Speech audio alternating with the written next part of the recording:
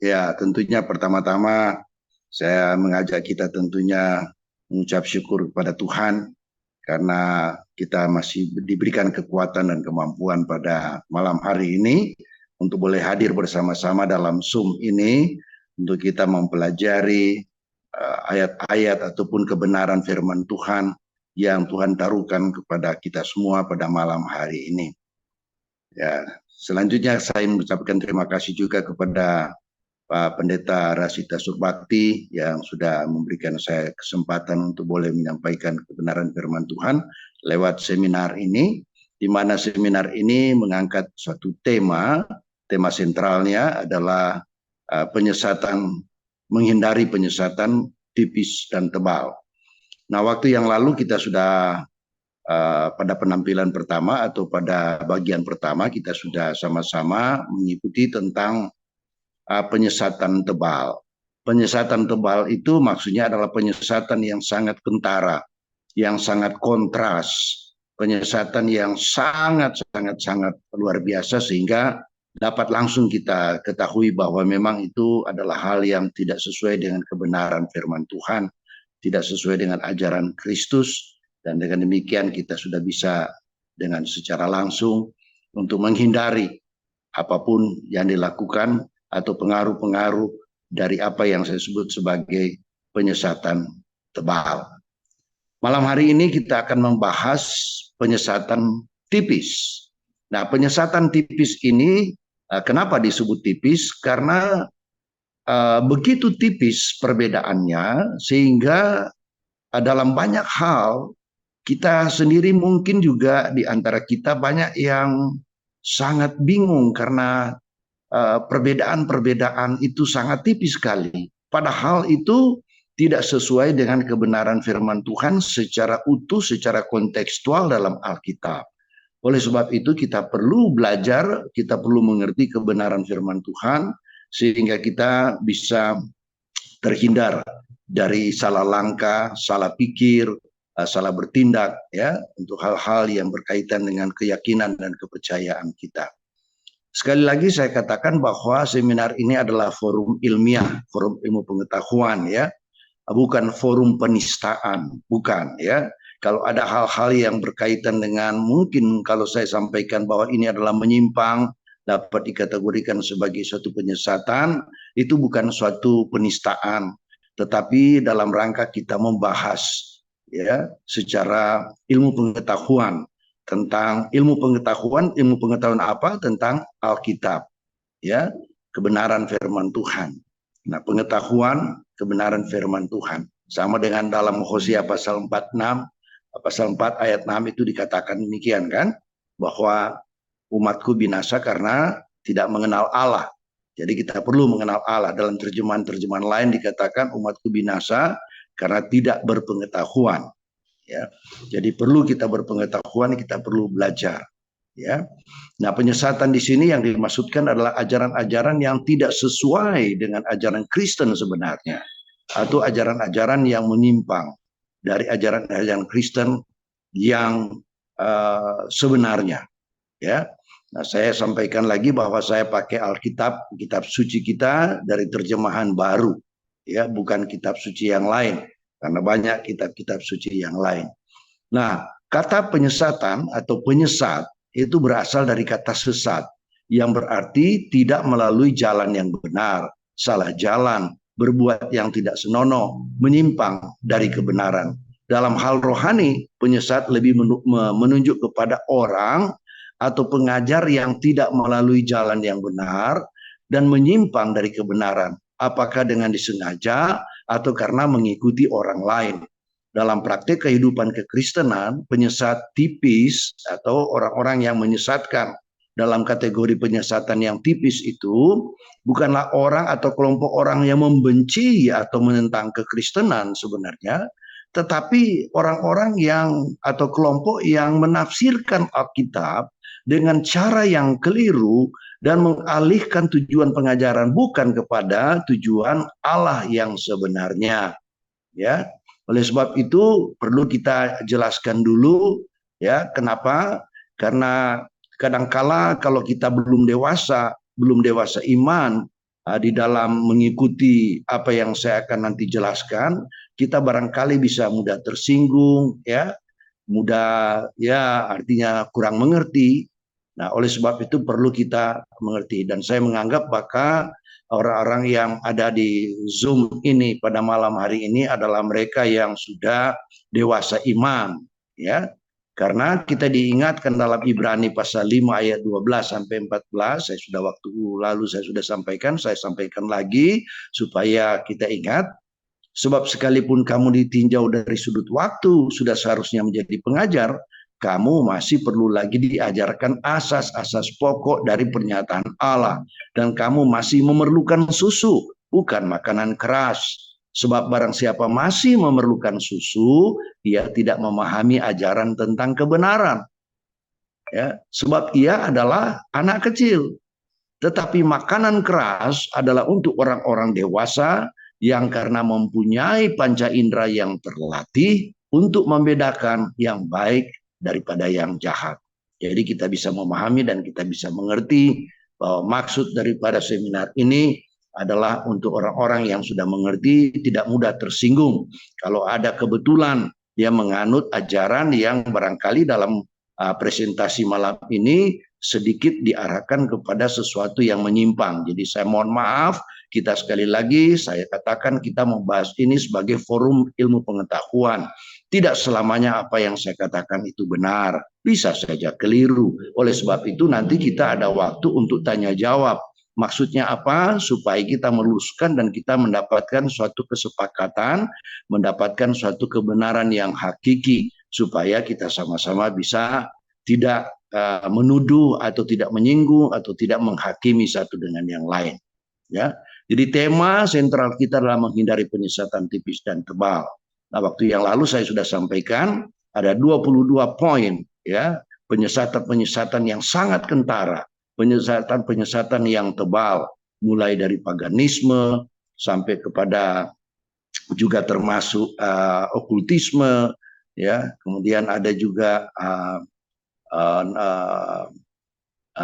apa itu horoskop itu, ya. Jadi banyak, ada 22, ya. Juga ada aliran-aliran atau ajaran-ajaran yang dapat dikategorikan sebagai antikris, ya, antikristus, ya. Nah, itulah sebabnya malam hari ini kita sudah melangkah pada bagian yang kedua supaya kita bisa belajar tentang penyesatan yang tipis, dengan maksud supaya kita bisa memahami kebenaran firman Tuhan, supaya kita terhindar dari penyesatan-penyesatan, baik itu penyesatan secara tebal maupun penyesatan yang dikategorikan penyesatan yang tipis, ya.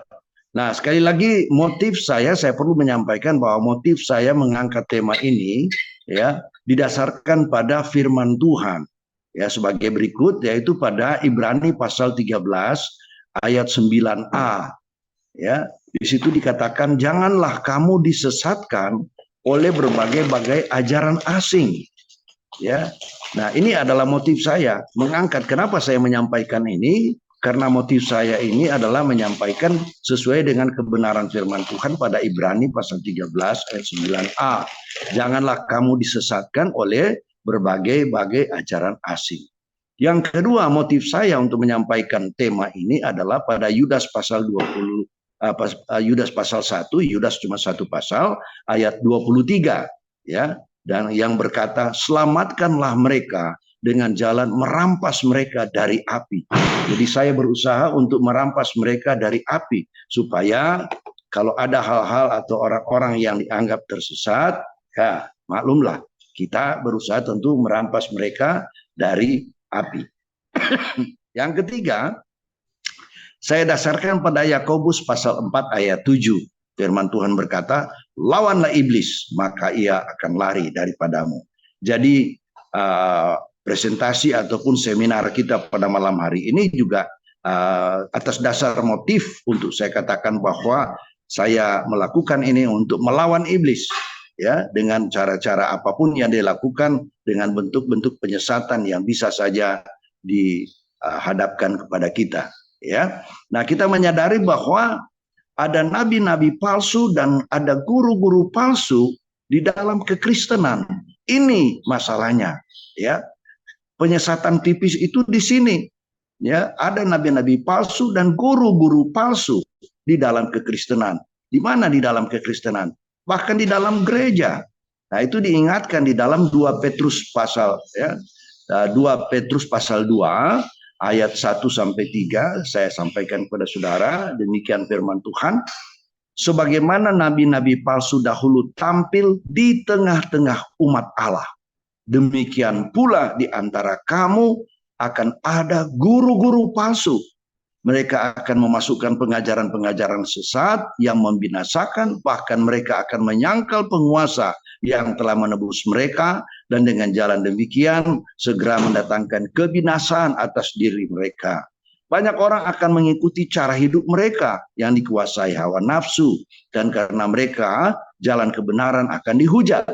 Dan karena serakahnya, guru-guru palsu itu akan berusaha mencari untung dari kamu dengan cerita-cerita isapan jempol mereka. Tetapi untuk perbuatan mereka itu hukuman telah lama tersedia dan kebinasaan tidak akan tertunda. Jadi dari sini kita belajar bahwa ternyata guru-guru palsu dan nabi-nabi palsu itu, ya, itu berada di tengah-tengah umat Allah, di tengah-tengah kita. Itu ada juga gitu ya. Oleh sebab itu kita perlu waspada. Ya, di samping itu dalam Keluaran pasal 32 ayat 7 sampai 8 berkata, berfirmanlah Tuhan kepada Musa, pergilah, turunlah, sebab bangsamu yang kau pimpin keluar dari tanah Mesir telah rusak lakunya. Segera juga mereka menyimpang dari jalan yang kuperintahkan kepada mereka. Mereka telah membuat anak lembu tuangan, dan kepadanya mereka sujud menyembah dan mempersembahkan korban sambil berkata, hai Israel, inilah Allahmu yang telah menuntun engkau keluar dari tanah Mesir. Jadi bayangkan, Musa sedang ada di Gunung Horeb, di puncak Gunung Horeb untuk berdoa.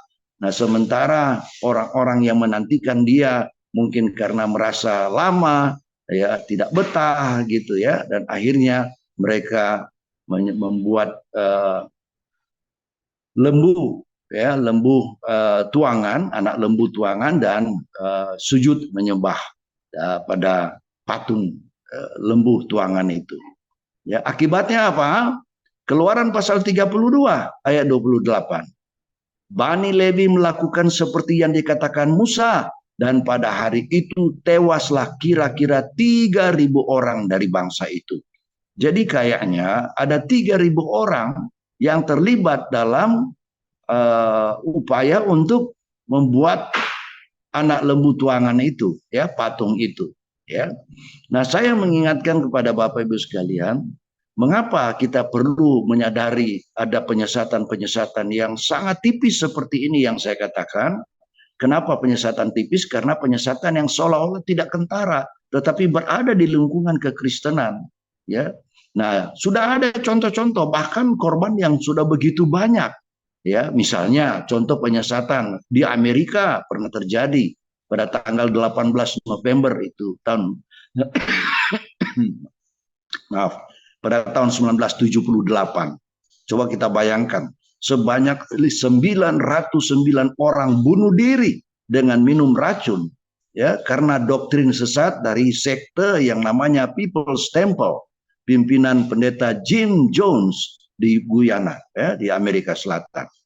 Ya, mereka berasal juga tadinya di Amerika, ya, kemudian karena mereka tertekan, terdesak di Amerika, mereka pindah di Guyana, ya, di Amerika Selatan. Kemudian ada juga penyesatan-penyesatan yang sangat menyesatkan, ya. Tetapi mereka mengaku sebagai kekristenan, ada di dalam lingkungan kekristenan, yaitu ajaran yang dulu kita kenal dengan apa yang disebut dengan Children of God. Ajaran Children of God, ya, kelompok Children of God yang menamakan anak-anak Allah, salah satu sekte yang mengaku mereka sebagai Kristen, dimulai di California, ya, di Amerika Serikat. Children of God ini dibentuk pada tahun 1968 oleh seorang yang bernama David Berg, salah satu dari kelompok ajaran sesat yang telah masuk ke Indonesia, ya, ke Indonesia. Children of God pernah masuk juga. Selain kelompok-kelompok yang tergabung di dalam apa yang disebut sebagai saksi Yehova maupun Mormon yang mengklaim diri sebagai mereka adalah orang-orang kudus zaman akhir atau the last saint, ya. Nah, Children of God ini memulai pengajarannya dengan mengedepankan kebebasan, freedom dan cinta. Freedom dan cinta, love sebagai anak-anak Tuhan. Akhirnya mereka mengaitkan cinta dan seks. Hubungan seks dianggap sebagai perwujudan kasih kepada Tuhan melalui sesamanya. Sebagai akibatnya, ya, mereka mengajarkan tidak apa-apa berhubungan seks dengan anak-anak, dengan siapa saja, bahkan dengan keluarga mereka sendiri. Ya, ini ajaran Children of God. Menganggap tidak penting hukum manusia. Mereka mengajarkan bahwa Yesus berhubungan seks dengan sosok perempuan dan malaikat Gabriel berhubungan seks saat menyampaikan kabar baik kepada Maria. Ini adalah ajaran-ajaran yang sangat sesat tetapi mengaku Kristen, ya. Akhirnya sekte Children of God mengajarkan harus berhubungan seks dengan anak-anak agar memperoleh pahala yang besar. Luar biasa ajaran ini sesatnya, ya. Sekte ini masuk ke Indonesia di Bandung tahun 1980-an. Tetapi tahun 1984, ya, Jaksa Agung resmi melarang ajaran ini di Indonesia. Tetapi haruslah diingat, memang sekte ini dilarang di Indonesia. Tetapi ajaran ini dapat masuk melalui internet kepada anak-anak muda, ya, khususnya di kalangan kekristenan lewat dunia maya, ya. Nah, kita kembali kepada tema, ya, seperti yang saya katakan, tema kita adalah menghindari penyesatan. Itu saya sudah angkat dari ayat sentralnya pada Ulangan pasal 30 ayat 15 sampai 18 yang berkata, "Ingatlah, aku menghadapkan kepadamu pada hari ini kehidupan dan keberuntungan, kematian dan kecelakaan. Karena pada hari ini aku memerintahkan kepadamu untuk mengasihi Tuhan Allahmu dengan hidup menurut jalan yang ditunjukkannya dan berpegang pada perintah, ketetapan dan peraturannya, supaya engkau hidup dan bertambah banyak dan diberkati oleh Tuhan Allahmu di negeri kemana engkau masuk untuk mendudukinya.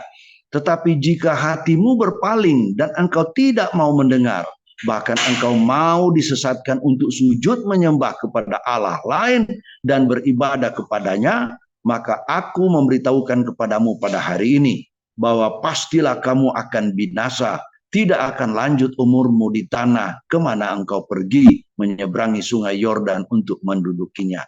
Jadi Bapak Ibu Saudara yang kekasih, kita diingatkan bahwa jangan sampai kita disesatkan. Karena kita sudah ada di dalam Tuhan, Tuhan sudah mempersiapkan kita segala sesuatu untuk kebaikan kita. Jangan sampai kita tersesat sehingga bukan menjadi berkat yang kita dapatkan, tetapi sesuatu yang sangat-sangat tidak kita inginkan, ya. Oleh sebab itu saya ingatkan, hati-hatilah agar jangan ada orang atau apapun yang menyesatkan kita, sebagaimana diisyaratkan dalam 1 Yohanes pasal 3 ayat 7 sampai 8. "Anak-anakku, janganlah membiarkan seorang pun menyesatkan kamu. Barang siapa yang berbuat kebenaran adalah benar, sama seperti Kristus adalah benar. Barang siapa yang tetap berbuat dosa, berasal dari iblis, sebab iblis berbuat dosa dari mulanya. Untuk inilah anak Allah menyatakan dirinya, yaitu supaya ia membinasakan perbuatan-perbuatan iblis itu." Ya, nah perlu waspada karena seluruh dunia sudah berada di bawah kuasa si jahat. Ya, kita tahu bahwa dunia ini sudah dikuasai oleh roh-roh jahat. 1 Yohanes pasal 5 ayat 19 berkata, "Kita tahu bahwa kita berasal dari Allah dan seluruh dunia berada di bawah kuasa si jahat." Nah, ini masalahnya. Karena kita bermaksud untuk melakukan sesuatu yang baik, tetapi karena dunia ini sudah dikuasai oleh roh-roh jahat, maka sangat mudah, termasuk orang-orang percaya, orang-orang Kristen, ya sangat mudah bisa tersesat kalau tidak kuat imannya. Ya, seperti waktu yang lalu saya sampaikan bahwa penyesatan itu bisa saja terjadi oleh karena beberapa hal. Ya, pertama, penyesatan terjadi karena tidak mengerti kitab suci. Saya sampaikan sekali lagi ini karena sangat penting bagi kita. Diingatkan dalam Matius pasal 22 ayat 29. Yesus menjawab mereka, "Kamu sesat sebab kamu tidak mengerti kitab suci maupun kuasa Allah. Jadi kita melihat bahwa ternyata kalau kita tidak memahami kitab suci, kita bisa saja tersesat. Ya. Kedua, bahwa penyesatan terjadi karena tidak menerima didikan. Itu digambarkan dalam Amsal pasal 5 ayat 21 sampai 23 yang berkata, karena segala jalan orang terbuka di depan mata Tuhan dan segala langkah orang diawasinya. Orang fasik tertangkap dalam kejahatannya dan terjerat dalam tali dosanya sendiri. Ia mati karena tidak menerima didikan dan karena kebodohannya yang besar ia tersesat. Jadi kita harus mengalami atau mengikuti didikan khususnya kebenaran firman Tuhan. Karena pada yang pertama kita sebut tadi bahwa umatku binasa karena tidak berpengetahuan, ya, karena dia tersesat karena apa? Karena tidak mengerti kebenaran firman Tuhan. Yang kedua adalah karena tidak menerima didikan, ya, atau bisa saja dia menerima didikan tetapi tidak mengindahkan didikan, ya, sebagaimana dikatakan dalam Amsal pasal 10 ayat 17. Siapa mengindahkan didikan menuju jalan kehidupan, tetapi siapa mengabaikan teguran tersesat. Ya, jadi perlu kita belajar seperti yang saya katakan tadi dalam Hosea pasal 4 ayat 6 mengingatkan kepada kita, umatku binasa karena tidak memiliki pengetahuan. Ya, dalam King James Version sangat jelas dikatakan, my people are destroyed for lack of knowledge. Ya. Yang ketiga adalah penyesatan terjadi karena apa? Karena memilih jalan sesat. Ya, karena kita memilih jalan sesat, maka terjadilah penyesatan itu. Yeremia pasal 3 ayat 21 mengatakan hal itu. Dengar di atas bukit-bukit gundul, kedengaran tangis memohon-mohon dari anak-anak Israel. Sebab mereka telah memilih jalan yang sesat dan telah melupakan Tuhan Allah mereka. Nah, Bapak Ibu Saudara yang kekasih, kita masuk dalam materi yang lebih tajam lagi tentang penyesatan tipis ini. Kenapa kita perlu belajar? Karena memang dalam ilmu pengetahuan kita mengenal apa istilah yang disebut dengan de omnibus dubitandum. De omnibus dubitandum. Apa itu de omnibus dubitandum? De omnibus dubitandum artinya kita meragukan segala sesuatu sebelum kita mendapatkan pemahaman yang jelas. Maka perlu kita ragukan. Maka ada penelitian, ya. Memang sepertinya kedengarannya tidak sejalan dengan kebenaran firman Tuhan yang mengatakan kita percaya walaupun tidak melihat. Berbeda dengan de omnibus dubitandum adalah dalam rangka kita meneliti kebenaran itu, ya, kebenaran untuk menopang kebenaran firman Tuhan. Oleh sebab itu kita perlu ada pembelajaran, perlu ada penelitian-penelitian, ya. Pengajaran yang salah itu lebih berbahaya daripada cara hidup yang salah. Cara hidup yang salah mudah diperbaiki.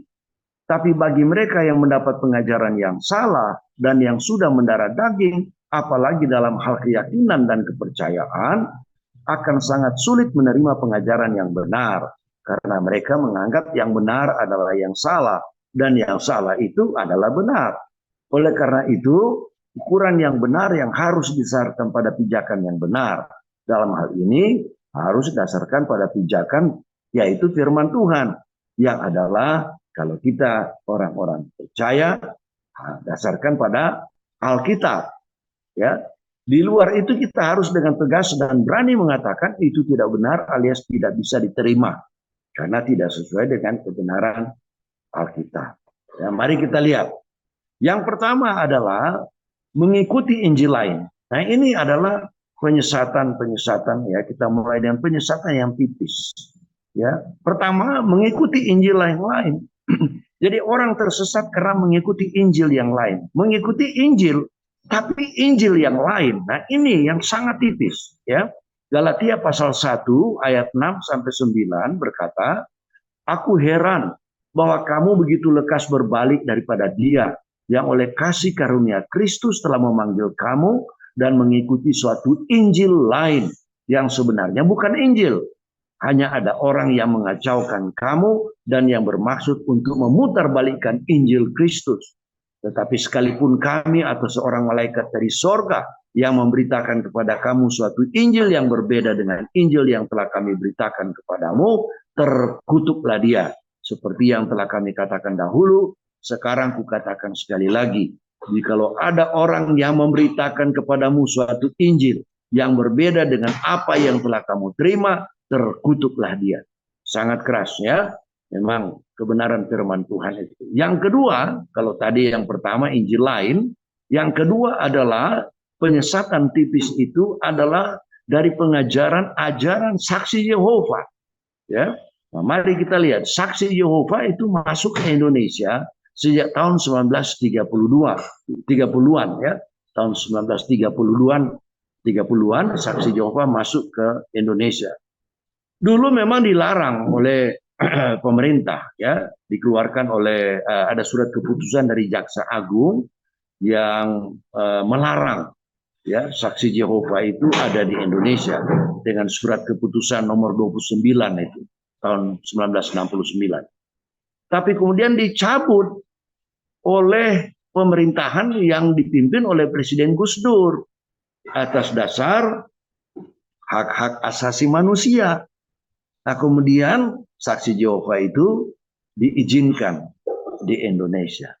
Nah, itulah sebabnya saya katakan, maaf, saya bukan menista, tapi saya hanya menyampaikan, kan kita akan membahas secara ilmu pengetahuan.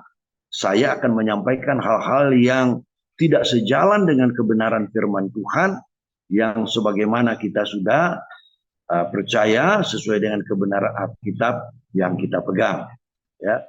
Nah, permasalahannya adalah bahwa saksi Yehova itu pertama tidak menghormati bendera, sehingga pemerintah itu melarang saksi Yehova itu karena mereka tidak mau menghormati bendera, karena mereka mengatakan bahwa menghormati bendera sama dengan ya mengalihkan penghormatan kepada Allah. Sebenarnya berbeda. Kita menghormati kan kepada siapa saja kita hormat kok, begitu. Ya, menghormati bendera tidak ada masalah. Bukan menyembah, tetapi menghormati, menghargai kita sebagai warga negara berada di dalam suatu ya organisasi besar yang namanya negara. Jadi kita harus mengikuti, ya karena kita menghormati bukan menyembah. Ya. Yang kedua adalah aliran saksi Yehova itu tidak menerima donor darah dan tidak mendonorkan darah mereka, karena menurut mereka hal itu bertentangan dengan kitab suci mereka, yakni kitab suci yang berbeda dengan Alkitab yang kita pakai. Ya. Nah, ada juga ayat-ayat yang sama yang mereka pakai, yaitu pada Kejadian pasal 9 ayat 4 dan Imamat pasal 17 ayat 10. Itu pegangan mereka. Ya. Yang berikut adalah mereka itu tidak mengakui bahwa Yesus itu adalah Allah. Ya, mereka mengakui bahwa ada Allah Bapa, tapi Yesus bukan Bapa, Yesus bukan Allah, Yesus ya hanyalah mereka katakan the mighty God, but not the Almighty God. Ya, nah berbeda dengan kita paham Tritunggal, ya berbeda. Tapi nanti kita akan bahas terusnya ya. Makanya ikuti dengan penuh saksama sehingga kita mengerti. Dengan demikian kita tidak salah langkah, tidak salah pikir. Ya.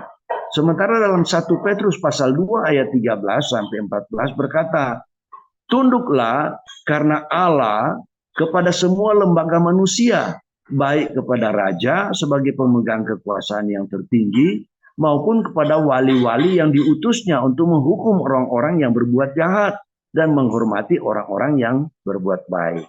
Ya, ini maksudnya kita menghargai pemerintah. Seperti juga yang dikatakan di dalam Roma pasal 13 ayat 1 dan 2. Tiap-tiap orang harus takluk kepada pemerintah yang di atasnya. Sebab tidak ada pemerintah yang tidak berasal dari Allah. Dan pemerintah-pemerintah yang ada ditetapkan oleh Allah. Sebab itu barang siapa melawan pemerintah, ia melawan ketetapan Allah. Dan siapa yang melakukannya akan mendatangkan hukuman atas dirinya. Nah, ini bertentangan dengan saksi Yehova tadi. Ya. Sementara itu dalam 2 Korintus pasal 11 ayat 3 sampai 14 berkata, tetapi aku takut kalau pikiran kamu disesatkan dari kesetiaan kamu yang sejati kepada Kristus. Sama seperti Hawa diperdayakan oleh ular itu dengan kelicikannya. Sebab kamu sabar saja jika ada seorang datang memberitakan Yesus yang lain daripada yang telah kami beritakan.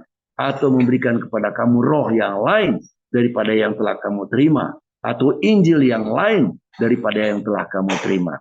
Kenapa? Karena ajaran saksi Yehova ini suka datang ke rumah-rumah orang Kristen untuk mempengaruhi ya orang-orang percaya supaya bisa mengikuti aliran-aliran mereka.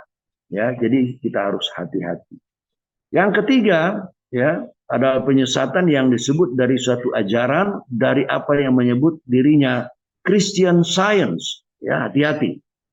Ada Christian Science, ya, kata namanya saja Christian, ya, Christian Science. Nah, Christian Science ini itu adalah percaya kepada hal-hal yang aneh gitu ya. Saya sebut sebagai aneh karena apa? Karena Christian Science ini saya jelaskan dulu bahwa aliran Christian Science itu didirikan di New England ya pada abad ke-19 oleh seorang yang bernama Mary Baker Eddy. Ya, Mary Baker Eddy. Dia menulis suatu buku ya pada tahun 1975 ya, buku tentang ilmu pengetahuan dan kesehatan, dan kemudian dikaitkan dengan kitab suci ya. Jadi kemudian dia muncul dengan satu aliran dengan nama Theology of Christian Science ya, dan buku itu menjadi sangat terkenal dan karena dia pakai juga ayat-ayat kebenaran firman Tuhan.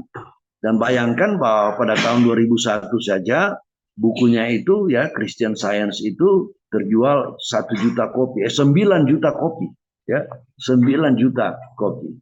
Nah, Christian Science ini berbeda dengan kekristenan kita pada umumnya ya. Nah, saya sampaikan saja satu hal yang sangat aneh. Misalnya begini. Christian Science itu dia percaya Allah Bapa. Tetapi Allah menurut dia bukan hanya Bapa, bukan hanya laki-laki, tetapi juga perempuan. Sehingga dalam Christian Science diajarkan bukan hanya Allah Bapa, tetapi juga Allah Ibu.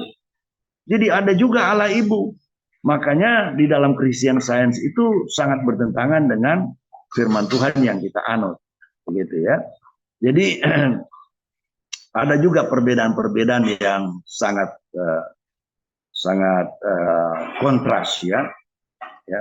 Sementara kita memanggil Allah dengan sebutan apa? Sebutan Bapa. Ya. Karena Tuhan Yesus sendiri menyebut Allah itu Bapa. Ya, Aba, Bapa. Ya, dalam Markus pasal 14 ayat 36 ya, menyebut Bapa dalam Matius pasal 5 ayat 16. Ya, Matius pasal 6 ayat 9 dan seterusnya. Ya, Tuhan Yesus sendiri mengatakan Bapa. Tidak pernah Tuhan Yesus mengatakan Allah itu perempuan. Gitu. Ya. Bahkan dalam Yohanes pasal 20 ayat 17 dikatakan, kata Yesus kepadanya, janganlah engkau memegang aku sebab aku belum pergi kepada Bapa. Tetapi pergilah kepada saudara-saudaraku dan katakanlah kepada mereka bahwa sekarang aku akan pergi kepada Bapakku dan Bapamu, kepada Allahku dan Allahmu. Jadi bukan ibuku atau Allah ibuku, ya, tetapi Bapakku, gitu ya. Nah, Allah adalah maskulin, Bapak Ibu Saudara yang dikasihi Tuhan, ya.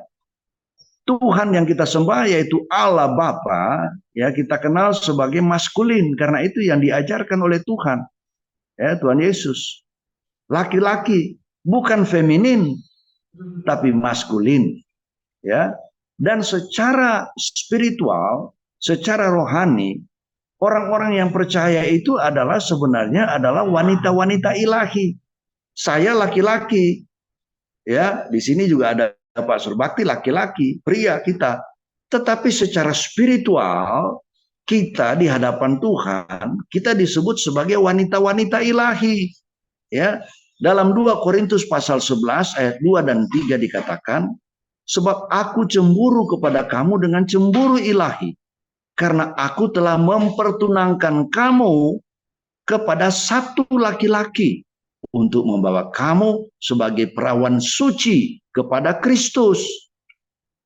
Tetapi aku takut kalau pikiran kamu disesatkan dari kesetiaan kamu yang sejati kepada Kristus.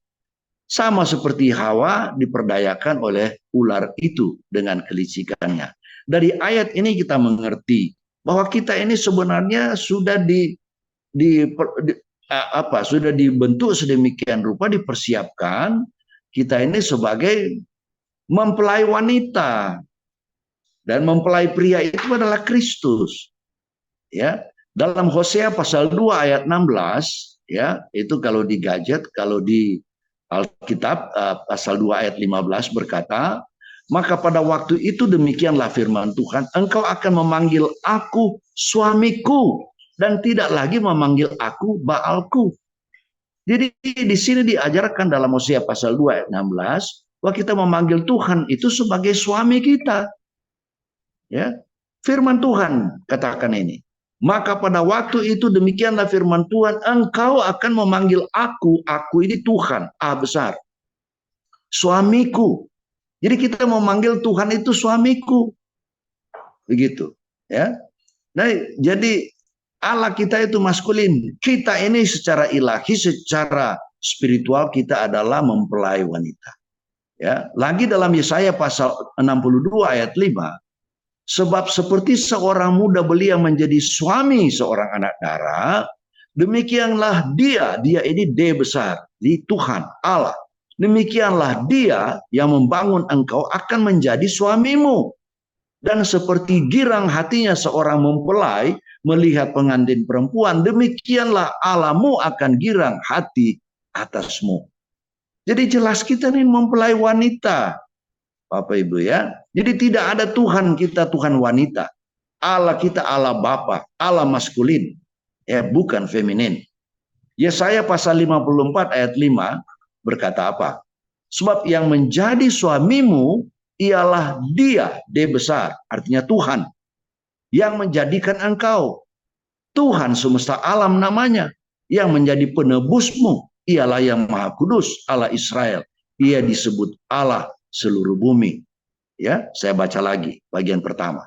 Sebab yang menjadi suamimu ialah dia, Allah. Allah itu suami kita nantinya. Ya, jadi ajaran dari Christian Science itu tidak sejalan dengan kebenaran firman Tuhan. Dan dia mengatakan bahwa Allah itu juga wanita.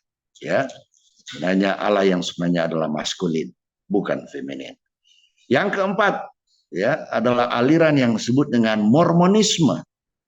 Ya, Mormonisme. Sekali lagi saya katakan, saya bukan menista, tetapi saya menyampaikan, membahas hal-hal yang ajaran-ajaran mana yang menyimpang dari kebenaran firman Tuhan di dalam ajaran Kristen. Ya, nah Mormonisme itu dasarnya sama dengan Kristen, dasarnya sebenarnya sama dengan Kristen-Kristen yang tradisional, ya, seperti kita, ya. Hanya saja dalam Alkitab mereka tambahkan kitab yang namanya Kitab Mormon. Ya, nah Kitab Mormon ini adalah yang ditulis oleh seorang yang bernama Joseph Smith. Joseph Smith ini merasa mendapatkan pewahyuan, ya kira-kira seperti Yohanes lah gitu ya, mendapatkan pewahyuan, dan kemudian dia menulis sebuah buku. Dan buku itu dimasukkan juga di dalam, dikanonkan menurut Mormon ini, dikanonkan juga masuk di dalam kitab suci, bergabung dengan kitab suci Alkitab. Jadi Alkitab itu ada tambahan kitab yang namanya Kitab Mormon. Ya, jadi sangat menyesatkan, ya, dan dia banyak aliran-aliran Mormon ini menganggap juga Joseph Smith ini adalah rasul atau nabi, begitu. Ya, yang kita tidak kenal lewat ajaran-ajaran dalam kebenaran firman Tuhan. Dalam Wahyu pasal 22 ayat 18 sampai 19 berkata, aku bersaksi kepada setiap orang yang mendengar perkataan-perkataan nubuat dari kitab ini. Jika seorang menambahkan sesuatu kepada perkataan-perkataan ini, maka Allah akan menambahkan kepadanya malapetaka-malapetaka yang tertulis dalam kitab ini. Dan jikalau seorang mengurangkan sesuatu dari perkataan-perkataan dari kitab nubuat ini, maka Allah akan mengambil bagiannya dari pohon kehidupan dan dari kota kudus seperti yang tertulis di dalam kitab ini. Jadi jelas bahwa kita diajarkan untuk tidak menambahkan lagi kebenaran firman Tuhan yang ada di dalam Alkitab. Tidak seperti Mormon yang menambahkan kitab Mormon, ditambahkan lagi. Sedangkan di dalam Wahyu ini dijelaskan bahwa tidak boleh menambah atau mengurangkan kebenaran firman Tuhan yang sudah ada. Oke. Yang kelima adalah ajaran yang menyimpang dari ajaran Kristen adalah apa yang disebut dengan ajaran Church of Scientology. Ya, Church of Scientology. Church itu gereja. Ya, Scientology adalah ilmu pengetahuan, gereja ilmu pengetahuan. Mirip-mirip namanya seperti Christian Science, gitu ya. Nah, tetapi lain lagi, Church of Scientology ini itu adalah grup, ya, yang sebenarnya adalah grup dari perusahaan-perusahaan tertentu, ada badan-badan perusahaan menjadi anggota dari Church of Scientology ini, ya. Kemudian mereka juga menggabungkan ya antara praktek-praktek bisnis ya dengan gerakan-gerakan agama. Jadi kegiatan bisnis dicampur dengan kegiatan agama menjadi suatu sekte tersendiri yang diberi nama Church of Scientology. Ya. Nah, di sini kita dikatakan bahwa orang-orang yang berada di dalam kelompok ini, Church of Scientology ini menyesatkan sehingga banyak dari pengurus-pengurus dari Church of Scientology ini itu ditangkap dan dimasukkan dalam penjara karena penyesatan-penyesatan ya. Seperti contoh pada tahun 1979 beberapa eksekutif dari organisasi ini ya dipenjara oleh karena kegiatannya itu bertentangan dengan peraturan perundang-undangan di Amerika Serikat. Jadi mereka masuk dalam pengadilan ya dan dipenjarakan. Ya, demikian juga the Church of Scientology ini juga dianggap salah bahkan menyimpang dan sesat di Prancis ya pada tahun 2009. Jadi kemudian ada keputusan dari pengadilan Prancis yang juga menghukum beberapa orang dari mereka yang dianggap menyesatkan. Bukan hanya di Prancis juga di Jerman ya, di Jerman mereka juga disebut sebagai gerakan yang melawan hukum ya. Jadi bahkan di Prancis dikatakan ini adalah gerakan yang sangat berbahaya. Jadi mereka dilarang.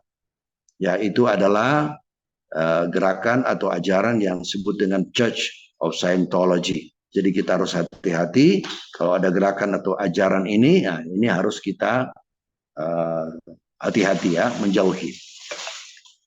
Yang keenam adalah suatu ajaran yang sangat-sangat tipis ini, ya, sangat tipis dengan pelajaran ataupun ajaran-ajaran Kristus. Ya, yang keenam itu adalah ajaran yang namanya Unitarianisme. Unitarianisme, ya, ini sangat-sangat. Karena apa? Karena ajaran Unitarianisme, ya, dia hanya berkata bahwa Allah itu ya Bapa, hanya satu. Kristus itu bukan Allah. Yesus itu bukan Allah. Nah, dalam hal ini, kegiatan atau paham dari Unitarianisme dalam hal ini, itu hampir sama dengan aliran Saksi Yehova. Ya, yang membedakan status Yesus di mana menurut mereka Yesus itu bukan Allah. Ya. Dan mereka berkata bahwa segala sesuatu yang diciptakan itu diciptakan oleh Allah. Dan karena Yesus itu bukan Allah, maka Yesus bukan pencipta tetapi adalah ciptaan. Nah, ini sangat bertentangan dengan kebenaran firman Tuhan, ya. Nah, dalam ajaran-ajaran Unitarianisme ini ya berkembang ajaran-ajaran aneh juga yang menentang kekristenan yang berbeda tetapi sangat tipis, yaitu ajaran yang disebut dengan Arianisme. Ya, mereka berkata bahwa hanya Allah yang kekal. Ya, Yesus itu tidak identik dengan Allah. Ini Arianisme. Ya, itu turunan daripada Unitarianisme. Kemudian ada ajaran yang namanya semi-Arianisme. Ya, tadi ada Arianisme, ada semi-Arianisme. Ya, mereka berkata bahwa Allah adalah homoousios. Yesus berbeda dengan Allah Bapa yang heterosius. Ya, mereka meragukan Yesus sebagai Allah. Baru yang berikut adalah ajaran-ajaran turunan dari Unitarianisme itu adalah Sabellianisme.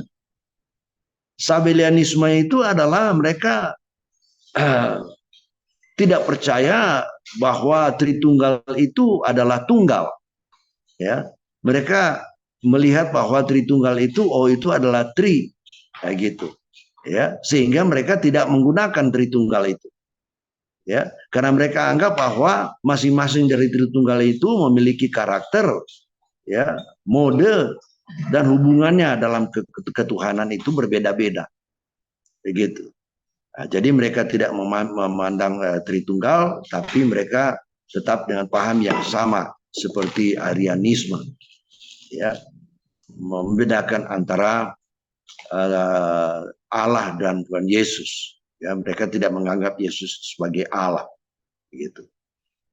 Yang ketujuh adalah ajaran tentang universalisme, ya, universalisme. Nah, ajaran universalisme ini lain lagi, ya. Dia berkata bahwa adalah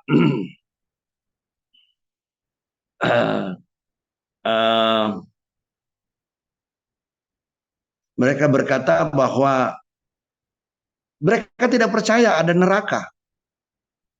Ya, mereka tidak percaya ada neraka, mereka tidak percaya ada surga, ya, mereka juga tidak percaya ada kehidupan kekal.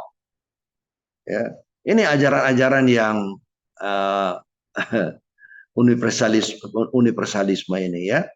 Jadi kita harus hati-hati karena banyak juga ajaran-ajaran yang semacam ini yang berkembang, dan saya heran juga banyak orang-orang yang tadinya Kristen yang orang termasuk dalam kategori orang percaya yang pada akhirnya mengikuti mereka yang tersesat, ya.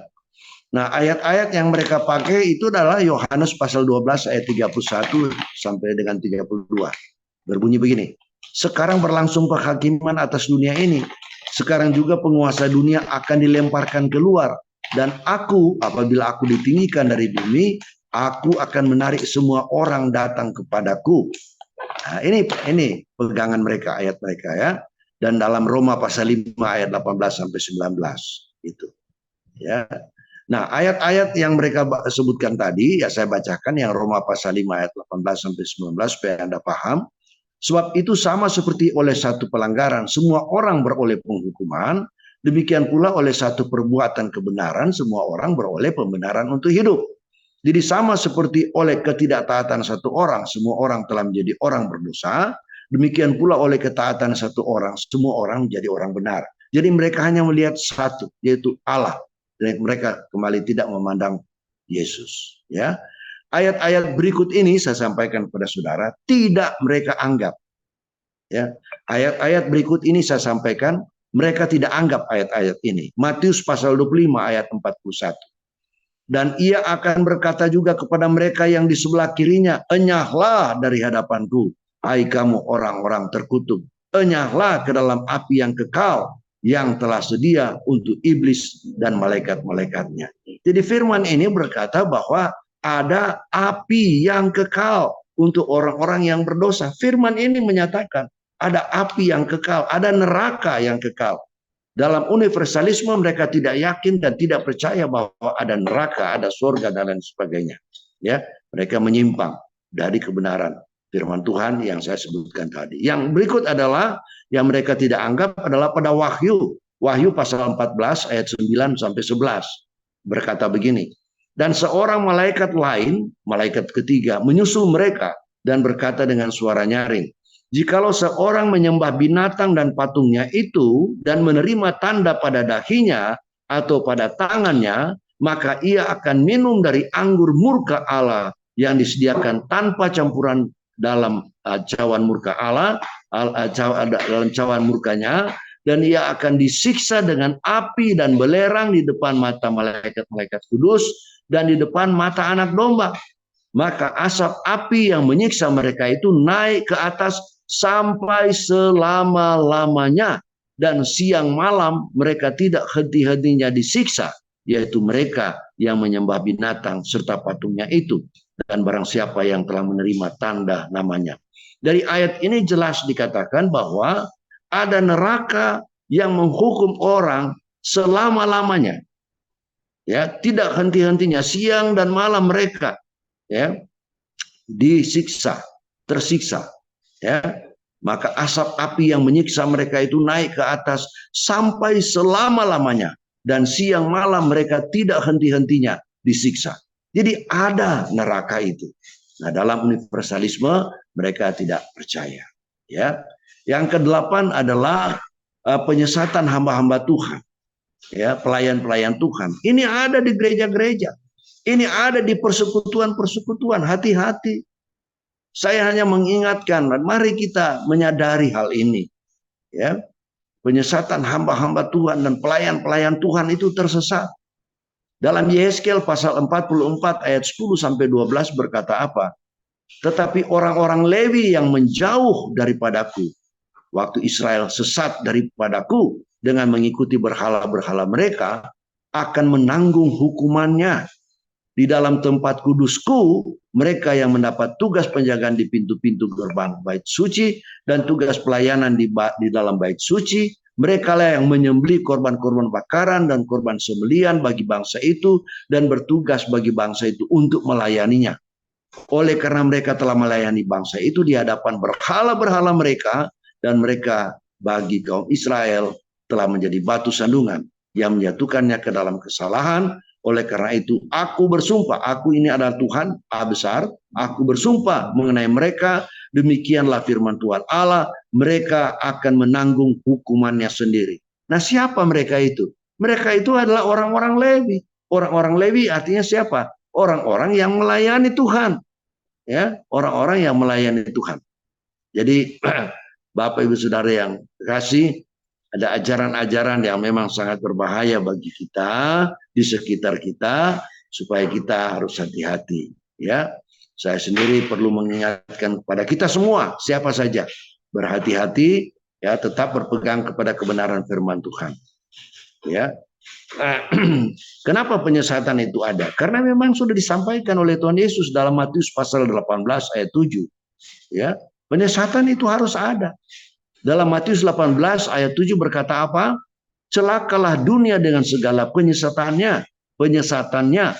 Memang penyesatan harus ada, tetapi celakalah orang yang mengadakannya. Itu kata Tuhan Yesus dalam Matius pasal 18 ayat 7. Oleh sebab itu sebagai orang Kristen kita harus memiliki kedewasaan rohani dan pemahaman yang benar akan firman Tuhan, terlebih tuntunan Roh Tuhan, agar kita dapat mengenal apa yang baik, yang berkenan kepada Allah, dan yang sempurna, sebagaimana disampaikan, diisyaratkan dalam Roma pasal 12 itu ayat 1 sampai 2. Ya. Nah, ada hamba-hamba Tuhan juga, hamba-hamba Tuhan, tapi tidak dipercaya oleh Tuhan. Ada hamba-hamba Tuhan yang tidak dipercaya oleh Tuhan. Firman Tuhan mengatakan hal itu. Ayub pasal 4 ayat 18.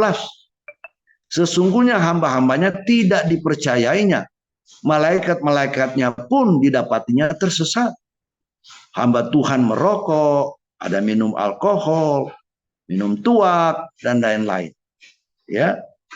Ketika hamba Tuhan menyampaikan firman Tuhan, pada umumnya dia mentransferkan beberapa hal. Ini yang kita ingat.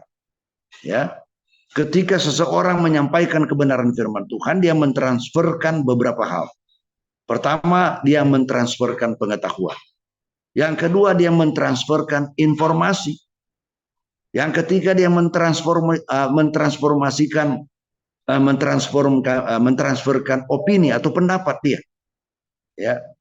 Kemudian dia mentransferkan juga suatu suasana hati, environment, situasi, circumstances yang dia hadapi, ditransferkan kepada jemaatnya, ya. Suasana hati dan image, dan ada juga transfer roh, ya, dari hamba Tuhan yang menyampaikan itu. Jadi ada hal-hal yang disampaikan. Sehingga kalau hamba Tuhan ini tidak benar, maka yang dia transferkan itu, yang menerima itu adalah orang-orang yang nantinya semua tersesat semua. Ya. Jadi saya kira itu yang perlu saya sampaikan, Bapak Ibu Saudara. Masih ada beberapa poin yang perlu saya sampaikan. Yang ke-9 ini kita akan bahas tentang Yahweisme. Ya, ada gereja-gereja yang menyebutkan Yahweh, Yahweh, Yahweisme. Tapi bahasannya ini cukup panjang. Sekarang waktunya sudah jam 8:10. Nah, saya tanyakan dulu kepada Pak Surbakti, karena nanti kita akan ada tanya jawab.